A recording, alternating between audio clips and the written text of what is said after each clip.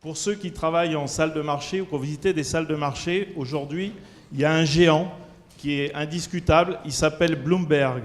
Mais ce géant, au milieu des années 70, il était comme vous, c'était juste une fintech. Et aujourd'hui, il domine le monde financier.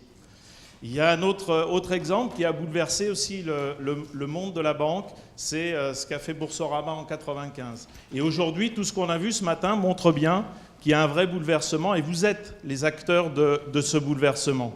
Mais c'est bien un chemin, ce n'est pas une rupture, c'est quelque chose qui s'inscrit dans la continuité. Et le groupe que je dirige, c'est exactement la même chose. On a été des incubateurs de FinTech, on est des incubateurs de FinTech et on sera des incubateurs de FinTech. Et ce que je souhaiterais partager avec vous aujourd'hui, c'est le principe de l'innovation.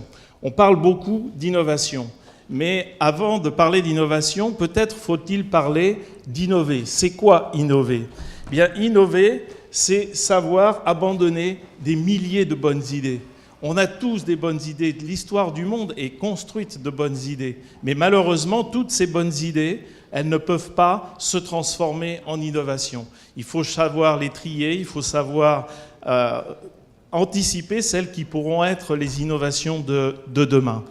La deuxième idée que j'aimerais partager avec vous, c'est cette idée d'innovation.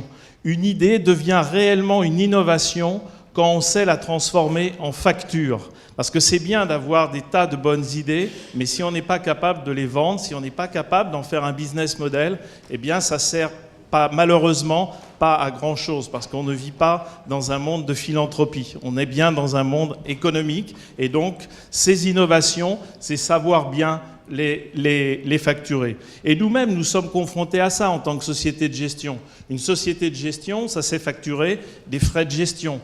Mais aujourd'hui, l'acte de gestion n'est plus le principal vecteur de ce que nous vendons. Ce que nous vendons principalement, c'est les services autour de la gestion. Et dans ces innovations que l'on met pour fabriquer ces services, eh bien, il faut savoir, là aussi, amener la facture au client pour qu'il l'accepte et que nous puissions continuer à exister en tant que société de gestion. Et là, le troisième item que j'aimerais partager avec vous, c'est celui d'être précurseur. C'est une phrase que j'aimerais citer, que j'aime bien. C'est cette phrase qui dit que si Gutenberg avait attendu que le livre existe, eh bien, il n'aurait jamais inventé l'imprimerie. Eh bien, là aussi, en matière d'innovation, il faut être précurseur dans ce domaine-là. Il faut sentir les choses et essayer d'anticiper les choses. On a beaucoup parlé ce matin d'intelligence artificielle, de blockchain. La blockchain, c'est une technologie, j'aime pas beaucoup ce terme-là, parce qu'il sous-entend énormément de choses. On l'a vu ce matin, il couvre différents secteurs. Mais si nous analysons dans le domaine de la gestion d'actifs, ce que l'ensemble de ces technologies ou ce que l'ensemble de ces idées peuvent apporter à la gestion d'actifs, il est clair que l'on est face à un bouleversement majeur. Et face à un bouleversement majeur, il y a deux solutions. La première solution, c'est de s'enterrer la tête dans le sable, d'attendre que ça passe et de dire ça ne viendra jamais. Et là, on a une certitude, c'est qu'on est sorti du marché immédiatement. La deuxième solution, c'est de s'investir dedans, c'est de regarder et c'est d'inventer le business model qui va bien autour de cela. Et c'est ce à quoi le groupe que je dirige, nous sommes en train de faire en participant à un certain nombre d'initiatives qui visent à voir quels sont les bénéfices que notre métier, que la chaîne du métier de la gestion d'actifs et de la conservation, parce qu'il y a les banques aussi derrière, comment ces technologies, ces business models à construire peuvent nous aider pour continuer à exister. Et enfin, le quatrième thème, c'est l'innovation, c'est aussi ce qui distingue un leader d'un suiveur. Et dans ce domaine-là, l'exemple qui a été pris tout à l'heure sur la table ronde était extrêmement intéressant, l'exemple de l'ISR. Notre groupe est un pionnier depuis une vingtaine d'années dans l'ISR, mais comme cela a été dit tout à l'heure, c'est quelque chose qui est très récent, qui intéresse les investisseurs depuis quelques années seulement.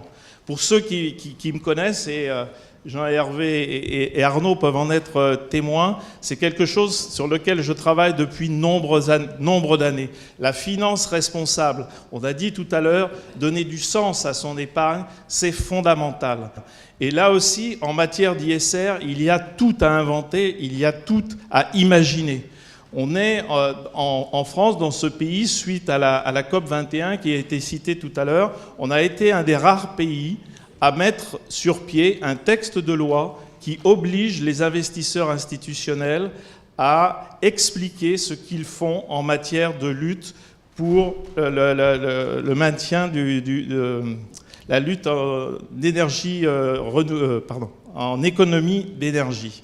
C'est la loi LTTE, suite à la COP21, qui oblige tous ces investisseurs à décrire la manière dont ils gèrent et vont gérer leur portefeuille pour lutter contre le réchauffement climatique.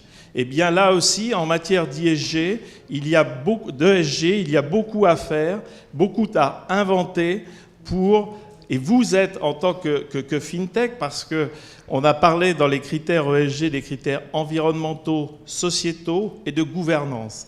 Les plus difficiles à faire émerger, ce sont les critères de gouvernance. Autant les critères environnementaux, on peut estimer que des publications, etc., on peut voir des choses. En matière de social, idem. Mais en matière de gouvernance, c'est beaucoup plus flou. Et dans ce domaine-là, dans ce domaine de gouvernance en particulier, on travaille sur ce qu'on appelle les signaux faibles. Et là, c'est du brassage de données. C'est du brassage de données en masse qu'il faut pour essayer d'extirper ces signaux faibles qui nous mettront en évidence le fait qu'une entreprise est mieux gouvernée ou moins bien gouvernée qu'une autre. Et dans ce domaine-là, la recherche, il y a énormément encore à faire en matière de recherche. Voilà, comme le temps est très court, j'arrêterai là mon discours. Merci beaucoup.